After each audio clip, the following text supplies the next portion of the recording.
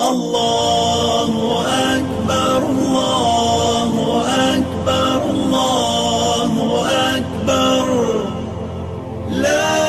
إله إلا الله الله أكبر الله أكبر ولله الحمد الله أكبر الله أكبر الله أكبر لا إله إلا الله الله أكبر الله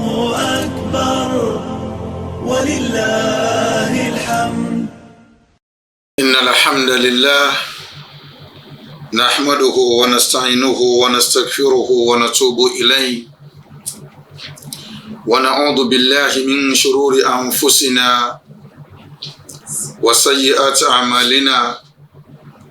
من يهده الله فلا مضل له ومن يضلل فلا هادي له وأشهد أن لا إله إلا الله وحده لا شريك له وأشهد أن محمدا عبده ورسوله بلغ رسالة وأدى الأمانة ونصح الأمة وجاهد في الله حق جهاده صلوات ربي وسلامه لأتمان الأكملان على هذا النبي الأمين وآله الطيبين الطاهرين وصحابه الأخيار الأبرار ومن سار على نهجه واقتدى بأثر إلى يوم الدين. ربنا لا تزغ قلوبنا بعد إذ هديتنا وهب لنا من لدنك الرحمة إنك أنت الوهاب. adúpẹ́ fún Ọlọ́run ọba tí ọpẹ́ tọ́ sí lóòrèkóòrè àti ní ìgbà gbogbo látàrí àwọn oore tí ó ṣe fún wa léyìí tí a mọ̀ ń bẹ̀ adúpẹ́ fún Ọlọ́run léyìí tí a mọ̀ ń bẹ̀ òun ló pọ̀ jùlọ àtúndúpẹ́ fún Ọlọ́run Ọlọ́run kó ṣe wá ní ẹrú tí ó máa dúpẹ́ kó má ṣe wá ní aláìmoore ẹrú. A jẹ́rìí pé kò sẹ́ni tá a lè sìn lótìtọ́ àti lódodo àyàfi Ọlọ́run yìí ọ̀kan ṣoṣo tí ò pé méjì kò bímọ bẹ́ẹ̀ náà sì ni ẹnìkan ò bí. A tún padà jẹ́rìí bákan náà pé Ànábì wa Muhammad sallallahu alayhi wa sallam òjíṣẹ́ Ọlọ́run ọba ní í ṣe, ẹrú Ọlọ́run ni pẹ̀lú. Ó jẹ́ṣẹ́ Ọlọ́run ọba rẹ̀ gẹ́gẹ́ bí Ọlọ́run ti ṣe fi rán. Kò mú dúdú kó fi ṣe funfun, bẹ́ẹ̀ sì ni kò mú funfun kó fi ṣe dúdú. Kò tún ṣe ní àmúlùmálà, kò dápọ̀ mọ́ra wọn. Bí Ọlọ́run ṣe rán níṣẹ́ ló jíṣẹ́ Ọlọ́run ọba ẹ̀. Látara àdí èyí ìkẹ́hùn ìgẹ̀ tó pé tí ò dín kó máa lọ bá Ànábì wa Muhammad sallallahu alayhi wa sallam, òun àti àwọn aráalé ẹ̀ àti àwọn sàábí ẹ̀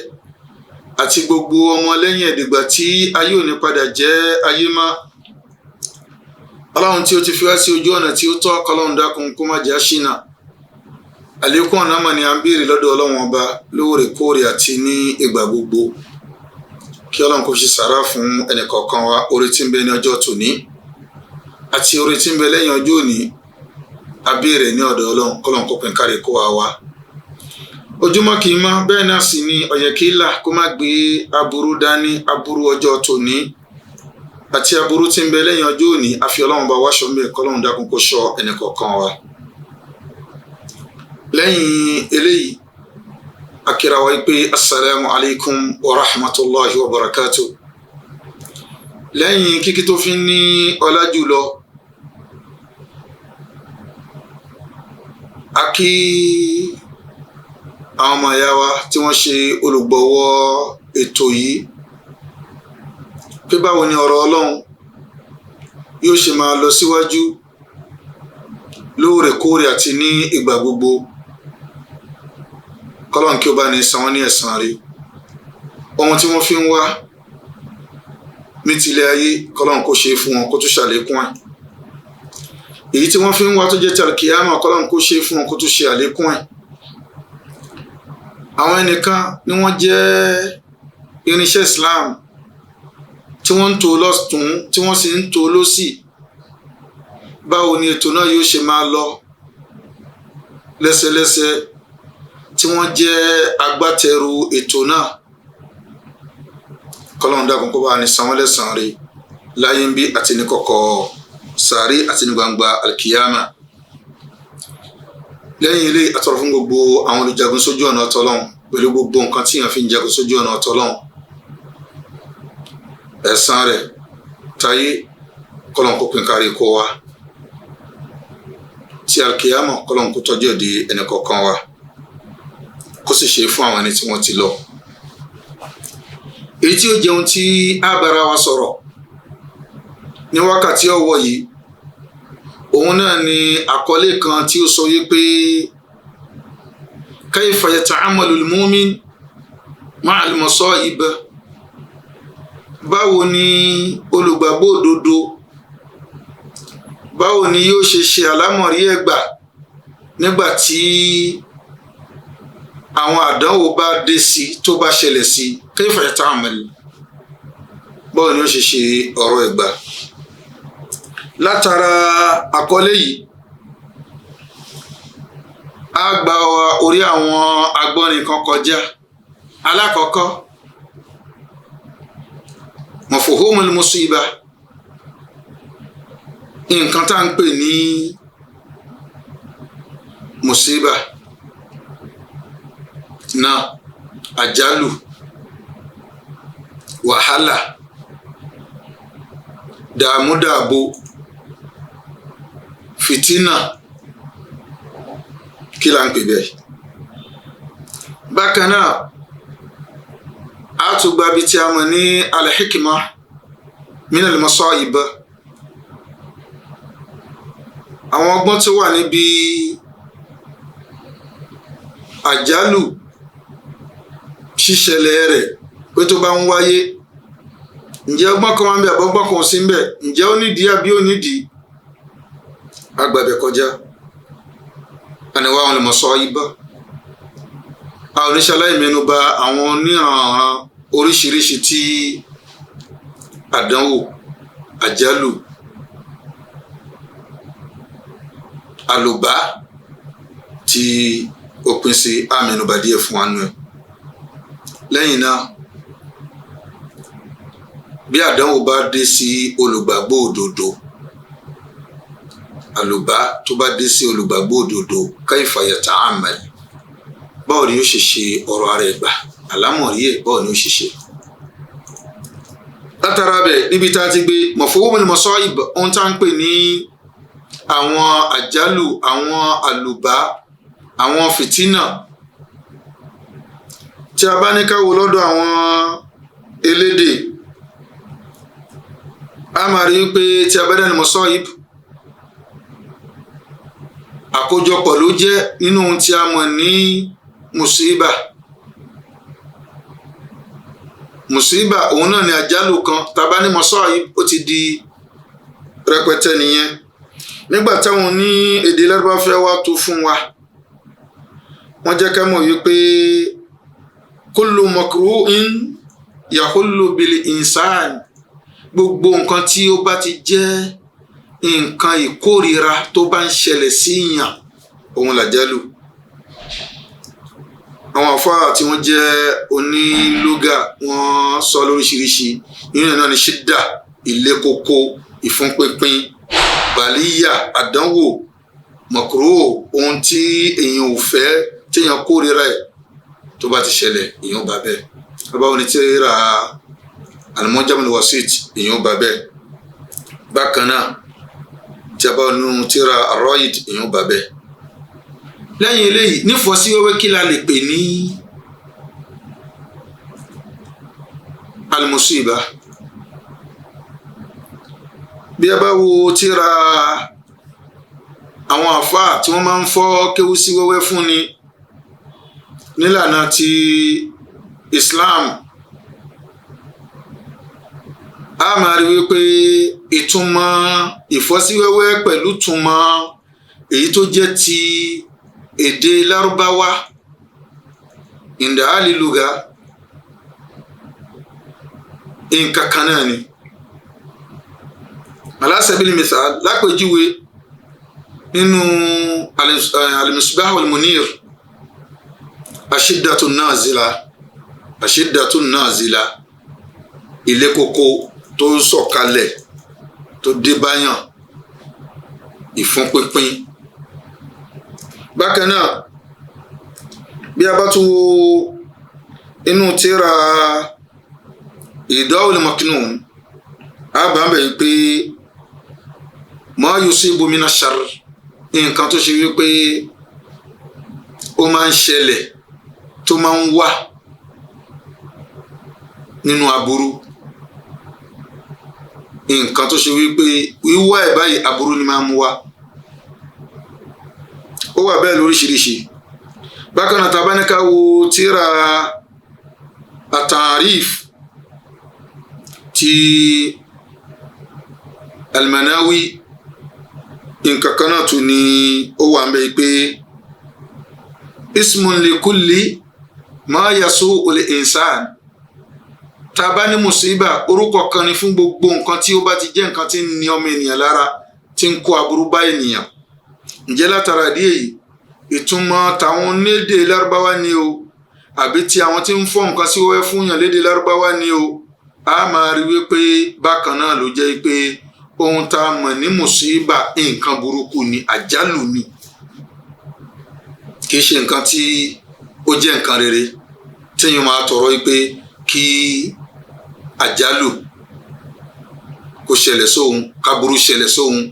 ohun tóhun fẹ́ kó ṣẹlẹ̀ sóhun àbí kó ṣẹlẹ̀ sí ẹlòmíì. Ìyẹn ní abala bẹ̀. Tá a bá ní ká wò wípé al-hikma min nuzulil musiba wípé ìdí pàtàkì àti ọgbọ́n tí ń bẹ níbi sísọ̀kalẹ̀ ohun tí a mọ̀ ní àlùbá, wàhálà, fìtínà, dàmúdàbò, a rí wípé Ọlọ́run bò ní gbé nǹkan kan kalẹ̀ àyàfi kó nídìí, àmọ́ ní o àbí àmọ́ tẹrúure òun náà ni kó gbọ́ kó tẹ̀lé ló bá tán. Bó bá wá mọ̀dí tó fà á tí nǹkan náà fi jẹ́ ṣíṣe tí Islam ní ká ṣe, oore lórí oore ni. Tí ò bá mọ̀dí bọ́lọ́run ṣe fẹ́ sí nìyẹn, tẹrú ni kó ṣe nǹkan náà. Bẹ́ẹ̀ náà sì ni tọ́lọ́run bá kan nǹkan kan, bí èèyàn bá mọ̀ díẹ̀ dáadáa náà ni, bí èèyàn bá mọ̀ díẹ̀ tẹrú ni kéèyàn jìnnà sí. Bẹ́ẹ̀ náà ni gbogbo ohun tí bá ń ṣẹlẹ̀. Ṣùgbọ́n tá a bá ní ká ohun tí a mọ̀ ní musiba, àlùbá, àdánwò ní ọlọ́kùn òjọ́ kan tí máa ń ṣẹlẹ̀ sí ọmọ ènìyàn. Àwọn ọgbọ́n wà ń bẹ ní oríṣiríṣi, àwọn ìdí ó wà ń bẹ lóríṣiríṣi. Lábalábẹ̀ ó ṣeé ṣe kí àdánwò sọ̀kalẹ̀, kí àlùbá sọ̀kalẹ̀ lil-imtihan wal-iktibar, láti lè fi dáàyàn wò nípa wípé ǹjẹ́ èèyàn nígbàgbọ́ ni àbí èèyàn nígbàgbọ́ ni. Ó máa ń wáyé bẹ́ẹ̀. Èmi sì ń bẹ lè rọ́dà kéèyàn lè jáwọ́ al-kaf níbi àyídá. Ọlọ́run ọba yóò sọ mùsíbà kan kalẹ̀, àdánwò, àlùbá kalẹ̀ látara bẹ̀. Èèyàn máa mọ̀ wípé ó yẹ kéèyàn padà sẹ́yìn. Èmi sì ń bẹ tádánwò sọ̀kalẹ̀ ligufrani dhunub, kó máa jẹ́ àforíjì fún ẹ̀ṣẹ̀ tíyàn ṣẹ̀. Ọlọ́run ọba yóò fẹ́ gbà lára èèyàn nílé ayé. Ọlọ́run á ní pé kádánwò kó máa ṣẹlẹ̀ sí èèyàn litakfiri dhunub, litakfiri dhunub. Eléyìí náà máa ń wáyé bẹ́ẹ̀. kò má lórí bẹ́ẹ̀ wakadhalika lil kashf èmi máa ń bẹ tó pé kì í ṣe fún ẹ̀ṣẹ̀ eléyìí máa ń ṣẹlẹ̀ sí àwọn ẹni tó ṣe wípé wọ́n ti lọ wájú níbi ìgbàgbọ́ tó ṣe wípé ìgbàgbọ́ wọn ò kéré wa ala ru'usihim al-anbiya alayhimu salatu wassalam èyí tó fi ń jẹ́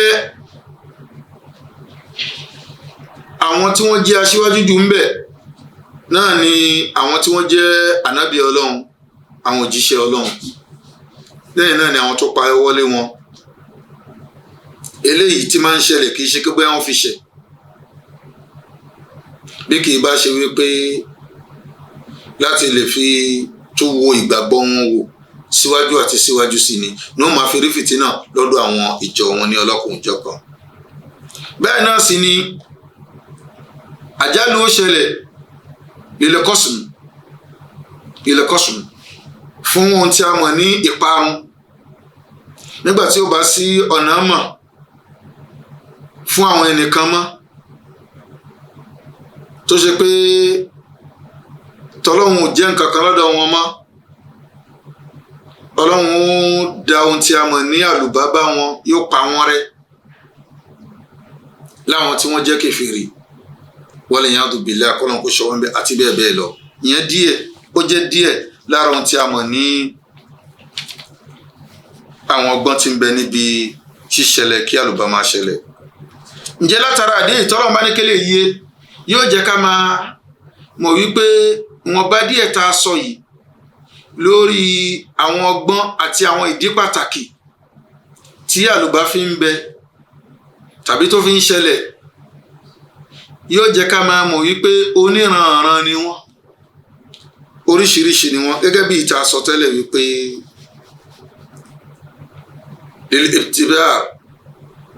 lil-ibtila wa kadhalika lil-imtihan yóò ṣẹlẹ̀ ńgbà mi tí ó ṣe pọ́nà kan fi dán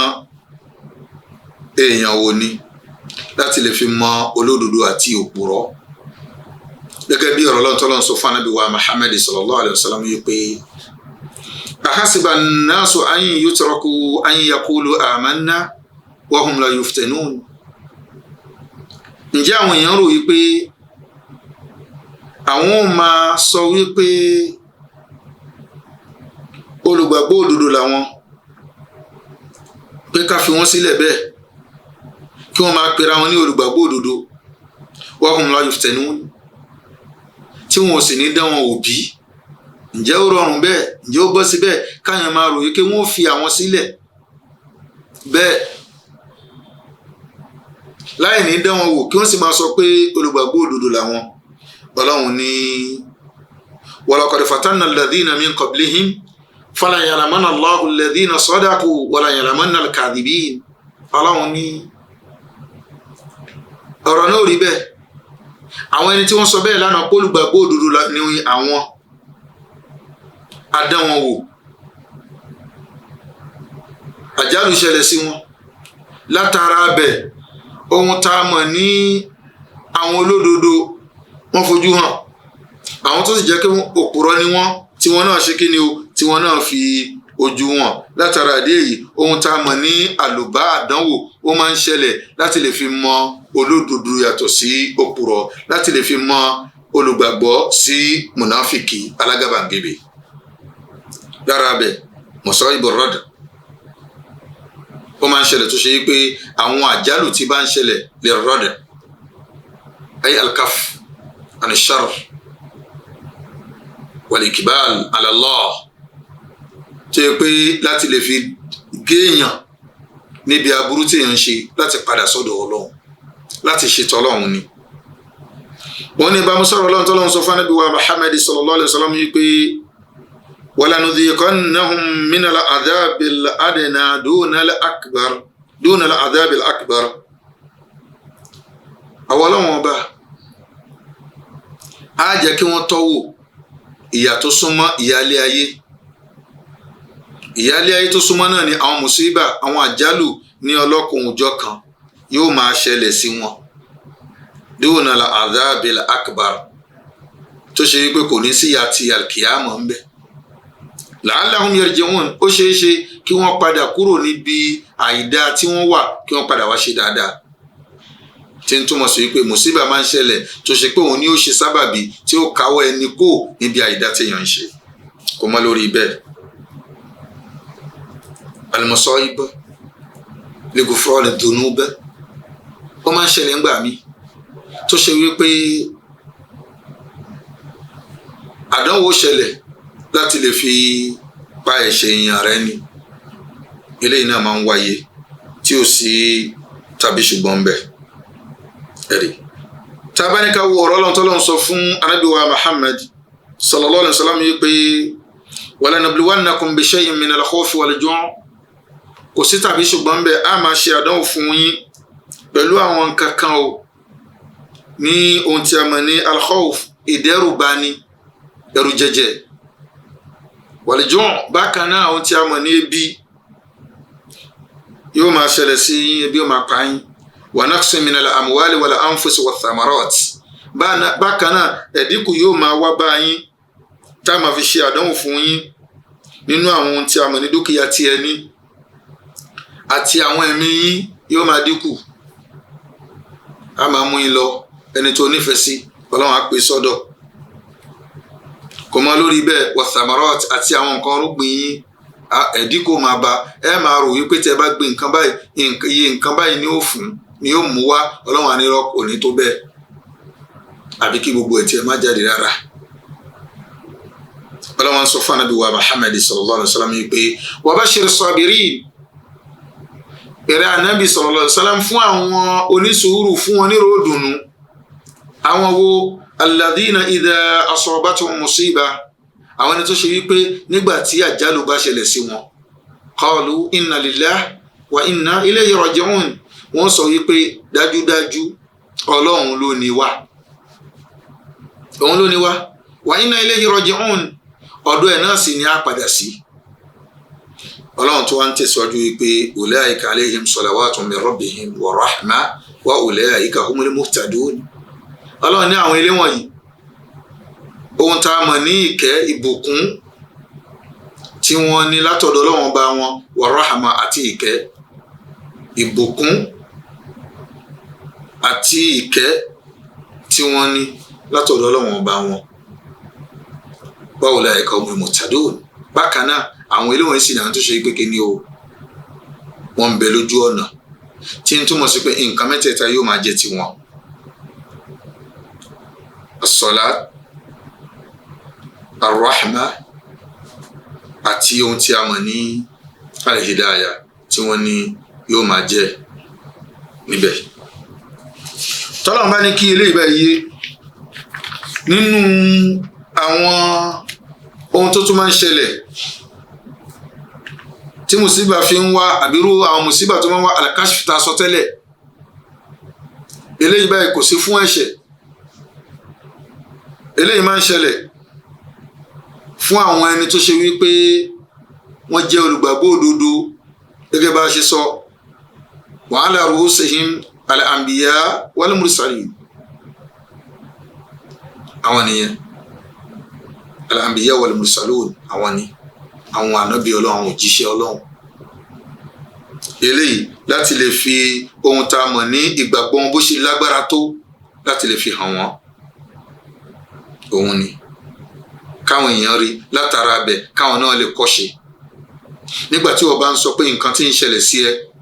ó lágbára ó lé o ó ṣe gbá ó ṣàgbọ́n tó bá gbọ́ pé ó ṣẹlẹ̀ sí ẹni báyìí àbó ṣẹlẹ̀ sànàbì báyìí àbó ṣẹlẹ̀ sójíṣẹ́ báyìí ìgbà yẹn wà á rí pé tiẹ̀ ó ṣe kíni o tiẹ̀ kéré ní ẹ̀ la fẹ́ sọ ṣé ti ànábì Nuh alayhi salam pẹ̀lú àwọn ọjọ́ ẹ̀ la fẹ́ sọ ni àbí ti ànábì Ibrahim pẹ̀lú àwọn ọjọ́ ẹ̀ la fẹ́ sọ ni kò pamọ́ sí wa tí ànábì Musa pẹ̀lú Firaun àtàwọn tó tẹ̀lé Firaun la fẹ́ sọ ni mélòó la fẹ́ kà mélòó la fẹ́ rò ní ọlọ́kùnrin ọjọ́ kan tó ṣe wípé mùsíbà gan dé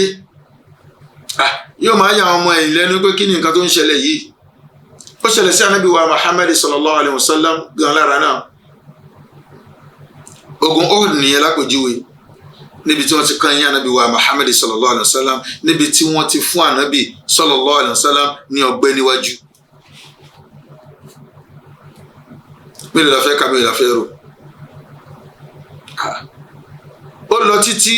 débi wípé àwọn sọ̀hábà radwanullahi alayhim ajma'in wọ́n bi ànábì léèrè wípé mata nasrullah àtìlẹ́yìn ọlọ́run náà àrùṣe ọlọ́run ọba náà mata ìgbà wo ló fẹ́ dé ẹ̀rí fa akhbarahum rasulullah sallallahu alaihi wasallam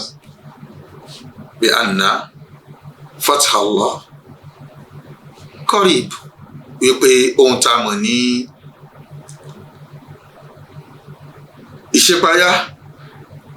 anasr àránṣẹ́ ọlọ́run qarib nǹkan kan ní tó ipò súnmọ́ ǹjẹ́ látara ìdí èyí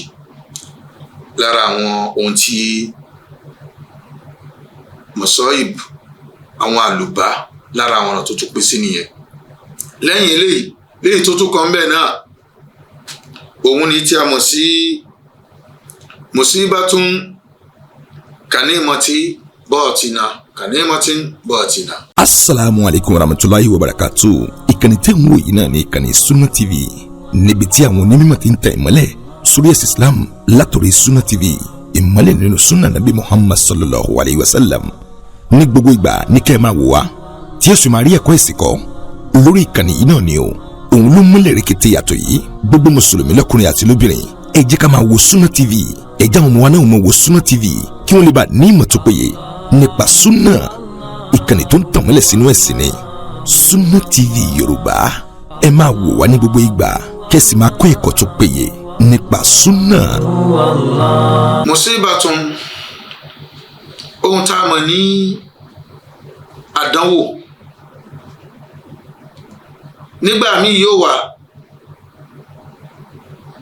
gẹ́gẹ́ bí ìkẹ́ ṣùgbọ́n kẹ́ náà kò ní fojú hàn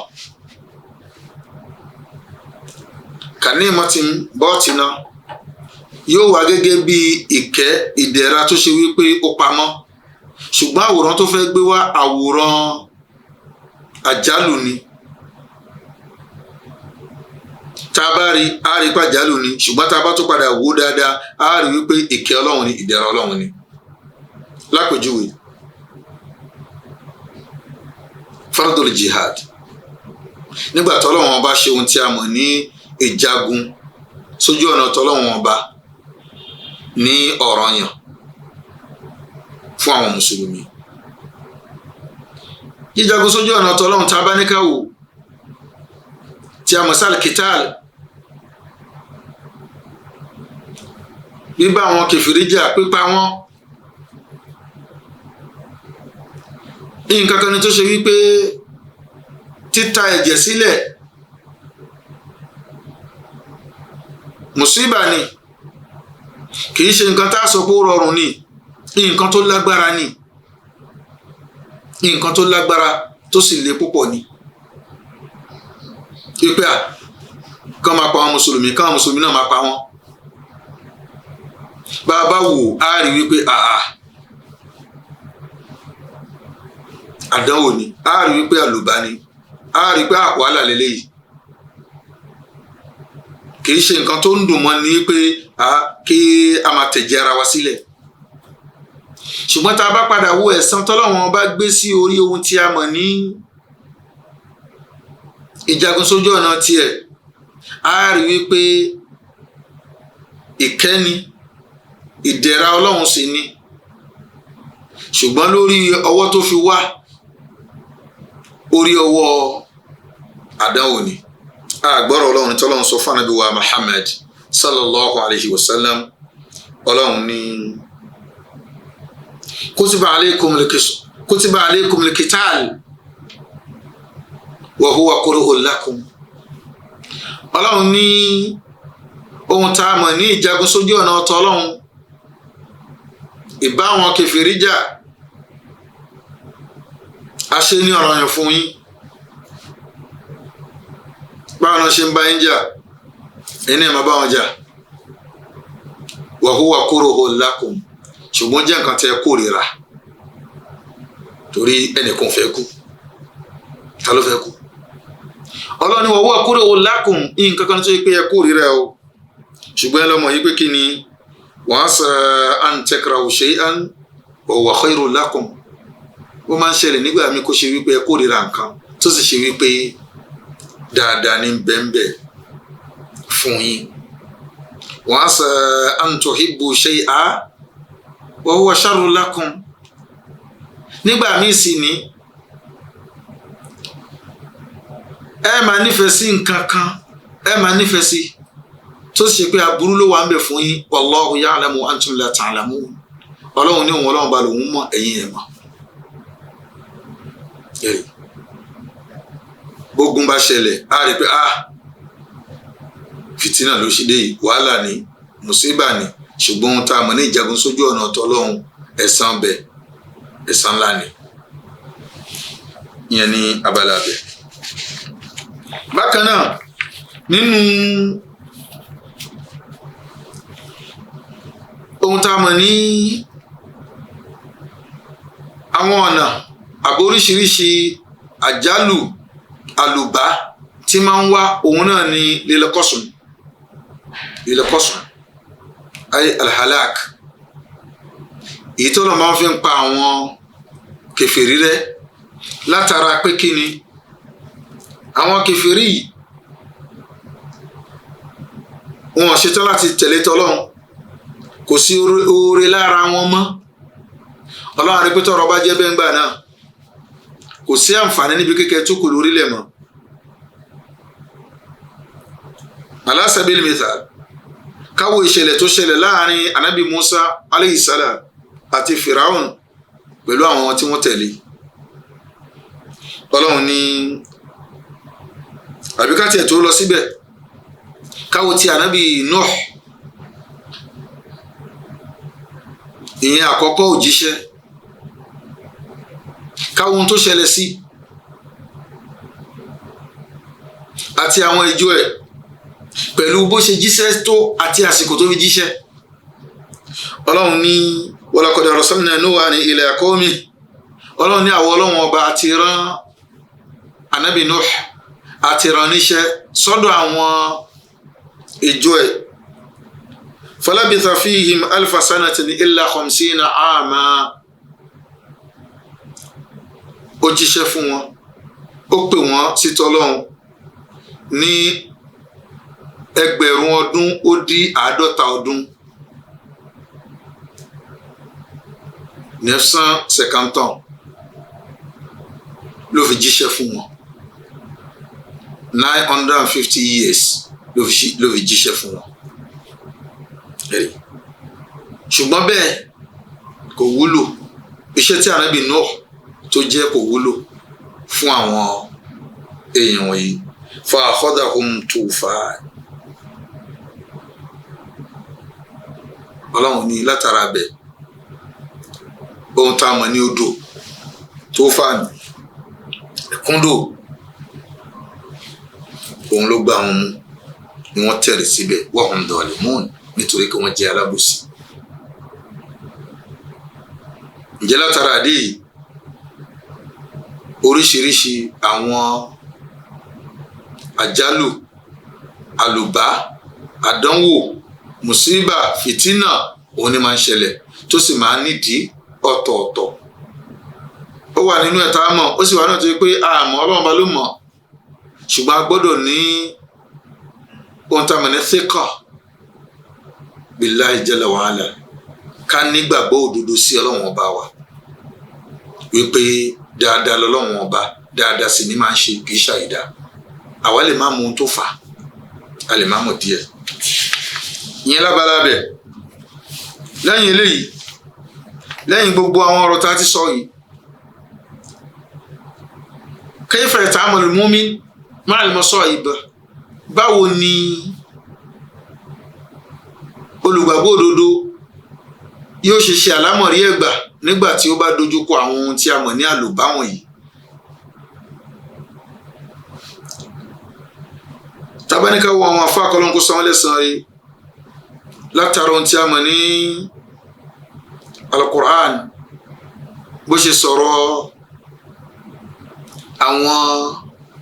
ọ̀nà téèyàn lè gbà téèyàn ó sì la àlùbá náà kọjá tádé Ànábì wa Muhammad salam náà tóun náà sọ lórí ẹ̀ táwọn afá sọ̀rọ̀ lórí ẹ̀ àwọn àyà yìí àti àwọn àhàdíìsì wọ̀nyí ní ọlọ́kùnrin ọjọ́ kan rabanika wọnú tíra Zadul Ma'ad ti afáwa Ibn al-Qayyim rahmatullahi alayhi àti tíra Durusul Am ti afáwa Abdul Malik Al-Qasim rahmatullahi alayhi àtàwọn tíra ní ọlọ́kùnrin ọjọ́ kan bẹ́ẹ̀ á rí ọ̀nà àbáyọ fún gbogbo ẹnikẹ́ni tó bá ti jólùgbàgbọ́ òdodo bó ṣe lè ṣàlámọ̀ rí ọ̀rọ̀ ẹ̀ nígbà tí àdánwò bá wà. Àdánwò gbọ́dọ̀ má sí, yóò máa ṣẹlẹ̀ yìí náà ni. Ǹjẹ́ látara dé nǹkan alákọ̀ọ́kọ́ as-sabr ala al-musiba ma'a raja'i ajri as-sabirin kéèyàn jẹ́ni tí ó ní sùúrù. Sùúrù ó ṣe pàtàkì lẹ́ni tó tún fi hàn kan ẹ̀san tí ń bẹ fún ní sùúrù. Ẹlẹ́ẹ̀kejì ar-rida bi qada'illahi wa qadarihi kéèyàn yọ́nú sí ìpín Ọlọ́run kádàrá Ọlọ́run ohun tọ́lọ́run fi kàn yàn kéèyàn yọ́nú sí. Eléyìí jẹ́ lára nǹkan tó ṣe wípé inú Ọlọ́run bá máa ń dùn sí jù bẹ́rù bá sì wá ń ṣe nǹkan náà tó yọ́nú sí nǹkan tọ́lọ́run pín fún ládánwò lálùbá lájálù ìrọ̀lú bẹ́ẹ̀ kó rere o. Bó tilẹ̀ òkú jẹ́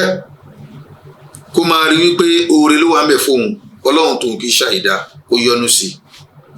Ẹlẹ́ẹ̀kẹta ma'rifatu haqiqati dunya bi annaha darul tila kéèyàn mọ nǹkan tí ilé ayé ń jẹ́ gan lára náà a wà nílé ayé a mọ nǹkan tí ilé ayé ń jẹ́. Ilé ayé tá a rí yẹn ilé ayé àdánwò ni, ilé ayé ìdánwò ni, ilé ayé tó ṣe wípé kò lọ títí. Ó lè gbóná láàárọ̀ tí nǹkan máa ń tutù dáadáa báyìí kó di ọ̀sán kó tutù kó dalẹ́ kó tó lọ wẹ́rọ́wẹ́ kó di ọ̀gànjọ́ òru kó tutù níníní. Ilé ayé ni kò sí lórí àwòrán kan. Ǹjẹ́ látara dé kéèyàn má retí ohun tá a mọ̀ ní ráhà ìsinmi nílé ayé. Ilé ayé kìí ṣe lè sinmi. Ẹlẹ́ẹ̀kẹrin an ya'lama al-musab bi annahu mamlukun lillah ẹni tí nǹkan ṣẹlẹ̀ sí lólùgbàgbọ́ òdodo kó máa rí rẹ̀ wípé òun yìí ó lára ẹrù tọ́lọ́run ní òun jẹ́ Ọlọ́run ló ní òun. Tọ́rọ̀ bá jẹ́ bẹ́ẹ̀ kò sí ohun tí a mọ̀ ní agbára tóun ní lórí ara tòun bí kì í bá ṣe Ọlọ́run tó ní òun ló ní agbára lórí òun. Ẹlẹ́ẹ̀karùn-ún bẹ́ẹ̀ an ya'lama bi anna al-musiba thabitatun wa waqi'atun. Èèyàn gbọ́dọ̀ máa mọ̀ pé ohun tí a mọ̀ ní mùsíbà gbọ́n mi sí omi ò tó nǹkan kan ni èyí tó ṣe wípé bí a bá ní ká wò á máa rí wípé ó dúró tí yóò sì máa ṣẹlẹ̀ tí ó máa wáyé kí a máa rò wípé bóyá ohun tí a mọ̀ ní mùsíbà àjálù àmì wò kò ní ṣẹlẹ̀ sóhun rárá. Ó bá jẹ́ ní rí ó bá jẹ́ yẹn burúkú ohun yóò wò kó lè jẹ́ al-musiba thabitatun wa waqi'a. Mùsíbà ó wà ń dúró bẹ́ẹ̀ náà sì ni nǹkan tí ń ṣẹlẹ̀ ní o kò mọ́ lórí bẹ́ẹ̀. An yuqaddira wujuda ma huwa akbar min tilka al-musiba. Èyí tó ṣẹlẹ̀ sí ẹni tí nǹkan ṣẹlẹ̀ sí èyí tó ṣẹlẹ̀ sí yẹn kó wá rorí sí wípé tó bá lọ jù bẹ́ẹ̀ lọ tẹ́lẹ̀ ńkọ́ pé tó bá lọ jù bẹ́ẹ̀ lọ kayfa atasarraf pé mo fẹ́ ṣàlámọ̀rẹ́ ara mi ṣé nǹkan báyìí ni ó bàjẹ́ fún mi ṣé nǹkan báyìí ló bọ́ fún mi tó bá lọ jẹ́ pé léyìí ló bọ́ fún mi ńkọ́ tó bá jẹ́ èyí ló bàjẹ́ fún mi ńkọ́ kayfa atasarraf báyìí mo fẹ́ ṣe àlámọ̀rí ọ̀rọ̀ ara mi. Kò má lórí bẹ́ẹ̀ an-nadaru fi hali mọ̀nìtúlìyà bí mísìl hàdá albálà kíyàn tó wòye lọ sí ẹni tó ṣe wípé irú àdánwò tó kàyàn yìí gangan yìí irú ẹ̀ gan kan ẹlòmíì náà kíyàn wòye lọ síbẹ̀ látara àdí èyí tíyàn bá ti ń rí ẹni tíyàn bá kẹ́gbẹ́ níbi nǹkan eléyìí rahatun azima ìfàyàbalẹ̀ ni ìsinmi ni tó tóbi púpọ̀ tó bá ti rí wípé lasta wahdak ìwọ nìkan kọ́ ohun tó ṣẹlẹ̀ sí ẹ bó ṣe ṣẹlẹ̀ sí ẹ ó máa ṣẹlẹ̀ sẹ́lòmíì náà kò máa torí ẹ̀ kó sọ̀rọ̀ òdì sọ́lọ́run kò máa torí ẹ̀ kó ṣe ohun tí ò fẹ́ tọ́lọ́run ò fẹ́ tí Islam kọ̀ fún. bákan náà an-nadharu fi hal man ibtuliya akbar min hadha al-bala' kéèyàn tó wá wòye lọ sẹ́ni tó ṣe wípé àdánwò tiẹ̀ tún ju tèèyàn lọ ohun tó ṣẹlẹ̀ sí àdánwò tèèyàn tó kéré lẹ́gbẹ̀ẹ́ bíntín ni tèèyàn. àwọn nǹkan wọ̀nyí náà ló jẹ́ nǹkan tó ṣe wípé olùgbàgbọ́ òdodo lẹ́ni tó bá jẹ́ mùsùlùmí gidi tó gbọ́dọ̀ mú dání gẹ́gẹ́ bí irinṣẹ́ èyí tó ṣe pé yóò máa lò nígbà tí mùsíbà bá wá mùsíbà wàhálà fìtínà dààmúdààbò àlùbá àjálù thabitatun wa waqi'a ó wà dúró àwọn irinṣẹ́ yìí ó yẹ ká mú dání. kò má lórí bẹ́ẹ̀ raja'u al-khalaf in kana ma mada yasihu anhu al-khalaf kéèyàn tó máa wá ran kan èyí tọ́lọ́run fi pààrọ̀ fún yàn tó bá ṣe pé irú nǹkan bẹ́ẹ̀ àárọ̀ máa ń wà bàdílù máa ń wà ọlọ́run máa ń fi nǹkan bẹ́ẹ̀ ó máa ń fi rọ́pò fún yàn kéèyàn máa ran kan kó máa béèrè lọ́dọ̀ ọlọ́run pàtàkì jùlọ kó ṣe àdúrà èyí tí Ummu Salama radiyallahu anha wa ni sahabata ajma'in. Ummu Salama nígbàtí ọkọ ẹ̀ kú ní Abu Salama ó banújẹ́ ó pé èèyàn báyìí bó ṣe rí sóhun ó dárò ọkọ ẹ̀ ṣùgbọ́n ohun tí a mọ̀ ní ìgbàgbọ́ thabit ìgbàgbọ́ kò ń dúró. ó wá rántí ọ̀rọ̀ Ànábì wa Muhammad sallallahu alaihi wasallam yìí pé àdánwò ní ṣẹlẹ̀ sọ́mọ ènìyàn kó wá sọ nǹkan tí Ọlọ́run ọba sọ àyàfi kí Ọlọ́run ọba kó fi èyí tó dá jù bẹ́ẹ̀ lọ kó fi rọ́pò fún kí ni ohun tí Ọlọ́run ọba sọ nígbàtí àǹkáyà bọ̀ tẹ́lẹ̀ tọ́lọ́run ní wabashir sabirin fún àwọn onísùúrù níròdùnú alladhina idha asabatum musiba àwọn ẹni tó ṣe wípé nígbàtí àjálù bá bá wọn qalu inna lillahi wa inna ilayhi raji'un wọ́n máa sọ wípé dájúdájú àwa o Ọlọ́run ló ní wá ọ̀dọ̀ ẹ̀ náà ni a sì padà sí. arábìnrin bá sọ ọ̀rọ̀ náà pẹ̀lú ohun tí Ànábì sọ pé kéèyàn sọ kí ni nǹkan náà arábìnrin náà sọ wípé inna lillahi wa inna ilayhi raji'un allahumma ajurni fi musibati wa akhlif li khayran minha wípé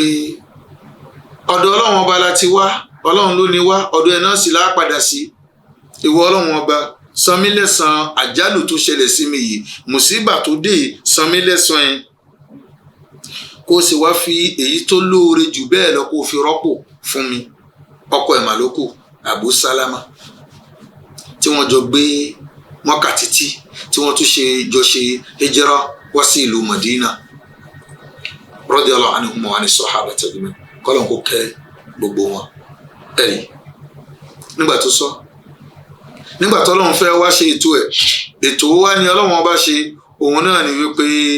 ẹni tí ó dáa jù lọ tó dáa ju gbogbo wa lọ òun ni Ọlọ́run ọba yàn fún ní ọkọ òun náà ni ta ni Ànábì wa Muhammad sallallahu alayhi wa sallam. Allahu akbar Allahu akbar Allahu Akbar. Ibi tí a bá fọlọ́wọ́n bá sí èyí ò bọ́lọ́wọ́n bá ń bẹ̀. Bọ́lọ́wọ́n bá ti tóyàn àbùṣebùṣe, bọ́lọ́wọ́n bá sì tóyàn kò sí nǹkan tó lè tóyàn mọ́, torí òun ló dáyàn, òun ló mọ̀yàn, òun ló sì mọ èèyàn. Òun ló mọ̀yàn, yẹn ni pé òun ló ṣẹ̀dá èèyàn, ló fọmí èèyàn. A gbọ́dọ̀ nígbàgbọ́ sọ́lọ́run. A wà nínú mùsíbà ni, a sí nínú mùsíbà ni, a gbọ́dọ̀ ní ìgbàgbọ́ sí Ọlọ́run. An ya'lama al-musaba bi anna tashdid al-bala yakhussu al-akhyar. Ẹni tí àdánwò bá kàn kó máa mọ̀ wípé ohun tá a pè ní àdánwò, àjálù, mùsíbà, àlùbá, fìtínà, dààmúdààbò, hílàhílò, ẹni tó bá ṣẹlẹ̀ sí kó máa mọ̀ wípé kí ni o, nǹkan kan ni tó ṣe wípé Ọlọ́run bá wọn fi ń ṣẹ̀ṣà àwọn èèyàn ni, gbogbo èèyàn kọ́, gbogbo èèyàn kọ́. Kò má lórí bẹ́ẹ̀ nínú àwọn irinṣẹ́ tó lùgbàgbọ́ òdodo tó gbọ́dọ̀ dì mú nígbà tí mùsíbà bá ṣẹlẹ̀ sí, kó lọ mọ̀ wípé kí ni o, ma aqabatu nafs indal musiba la taruddu ma waqa'a wala tadfa'uhu. Allahu Akbar. Bí àdánwò bá ṣẹlẹ̀ ká máa fi ìyà jẹra wa, ká máa fi jẹ̀mí ara wa yẹn nígbà tí àdánwò bá ṣẹlẹ̀. Ẹlòmí àdánwò ṣẹlẹ̀, orí tó ń burú o, òun ṣe gbá o, òun ṣàgbọ́n o, yóò máa jọra ẹ̀ mókè, yóò máa jọra ẹ̀ mọ́ ilẹ̀. Eléyìí báyìí nǹkan burúkú ni tí ò sí tàbí ṣùgbọ́n ń bẹ. Ohun tá à ń ṣe yìí, ìjọra ẹni mọ́lẹ̀ yìí, ká lọ mọ̀ wípé kò lè gbé nǹkan náà kó ń bẹ o, wípé kó dá nǹkan náà padà wá, bóyá èèyàn kú ní sinakojú ẹ, èèyàn ń kórí ẹ̀ bolẹ̀ ní dààmú ara ẹ̀, ní sọ̀sọ́kúsọ síra ẹ̀, ló ń sọ àwọn ohun tí ò tọ́ sọ́lọ́hun. Ìyẹn ò túmọ̀ sí wípé bóyá kẹni tí ó kú kó jì, àbí nǹkan tó bàjẹ́ kó padà dá o, ìyẹn kọ́ ni ọ̀nà àbáyọ. Ẹ̀rí, ìyẹn kọ́ lọ́nà àbáyọ. Àwọn nǹkan tá a kà síwájú wọ̀nyẹn, àwọn ló jẹ́ ọ̀nà àbáyọ. Èyí tá a fi kẹ́yìn ẹ̀, òun náà ni wípé bí àdánwò ṣe lè wà, ká lọ mọ̀ wípé kí ni o, innama hiya sa'a, àsìkò kan ni o. Faka'an lam takun, tó bá padà yá yóò dàbí ẹgbẹ́ kò sí. Àdánwò dà gẹ́gẹ́ bí ẹ̀ṣújò ni, táàrí pé ó ṣúngbà míì, tó bá ìsútọ́ àsìkò yóò tún padà lọ. Àdánwò dà gẹ́gẹ́ bí dọ́ìf, àlejò ni, bó ṣe dà gẹ́gẹ́ bí sahab, ẹ̀ṣújò, bẹ́ẹ̀ náà dà gẹ́gẹ́ bí dọ́ìf, àlejò tó náà padà lọ. Ǹjẹ́ látara dé a gbọ́dọ̀ máa mọ̀ pé mùsíbà tó bá ṣẹlẹ̀ síyàn, ká má gbé ní gbèrú ké bóyá ó ti tán, ó ti bàjẹ́, kò sàtúnṣe mọ́, rárá o. Àwọn nǹkan tá a mẹ́nu bà yìí, ẹ jẹ́ ká gbìyànjú ká fi kojú ẹ̀ nígbà tó bá ṣẹlẹ̀ sí wa. Eléyìí la fi rí ẹ̀san gbà lọ́dọ̀ Ọlọ́run. Eléyìí náà ló ti máa jẹ́ kí ohun tá a mọ̀ nígbàgbọ́ wa kó tún máa fẹsẹ̀ rinlẹ̀ síwájú àti síwájú sí. Bàbá ní ká wò, a máa rí ohun tí a mọ̀ ní oríṣiríṣi àwọn ọ̀rọ̀ Ànábì wa Muhammad sallam tí ń tọ́ka sí nǹkan bẹ́ẹ̀. Ṣùgbọ́n èyí tá a kàn sọ fúnra wa, òun ni ọ̀rọ̀ tí Suhaib ọmọ Sinan tí ó gbà wá radiyallahu anhu, ó sọ wípé òjíṣẹ́ Ọlọ́run ọba kọ́lọ́n kó ṣe ìkẹ́ àti ìgẹ̀ fún, ó sọ báyìí: ajaban li amril mu'min, ọ̀làmọ̀rí olùgbàgbọ́ òdodo èèmọ̀ mà ló jẹ́. Àlámọ̀rí olùgbàgbọ́ òdodo èèmọ̀ ló jẹ́ inna amrahu kullahu lahu khayr gbogbo àlámọ̀rí olùgbàgbọ́ òdodo pátápátá fún o dáadáa ni fún wa laysa dhalika li ahadin illa lil mu'min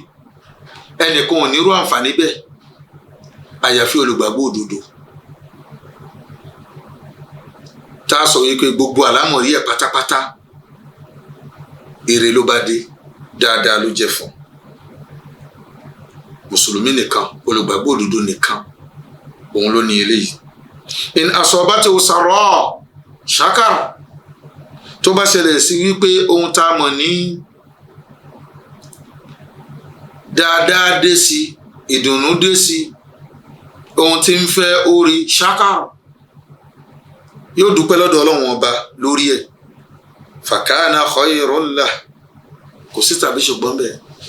ọpẹ́ tó dùn yẹn khayran lah oore ló jẹ́ fún wa in asabatuhu darra bákan náà tó bá ṣẹlẹ̀ yìí pé aburú ló ṣẹlẹ̀ sí sọ́bà yóò mà tún ṣe sùúrù fakana khayran lah rawahu Muslim eléyìí náà gan láàánà oore ló tún jẹ́ fún ǹjẹ́ látara dé tọrọ lọ́dọ̀ gbogbo wa gbogbo yóò kó lè máa ṣẹlẹ̀ sí wa ká máa mọ̀ wípé kò pẹ́ síbẹ̀ ká sì máa mọ̀ wípé a ní ọlọ́run ọba tó sọ wípé òde òun ní astajib lakum ẹ pè mí máa dá yín lóhùn kí a má jẹ́ kí àlùbá kan fìtínà kan kó gbé wa kó lórí ohun tí ọlọ́run ọba nífẹ̀ẹ́ sí tó sì yọ́nú sí ibà ni a dá dó ní òní pẹ̀lú ògo ọlọ́run ọba kí ọlọ́run dákun kí ó ṣe wá irinṣẹ́ rere fún Islam àti fún àwọn mùsùlùmí àti fún ìlú wa akhiru da'wana anil hamdulillahi rabbil alamin. Allahu akbar, Allahu akbar, Allahu akbar. La ilaha illa Allah. Allahu akbar, Allahu akbar. Walillah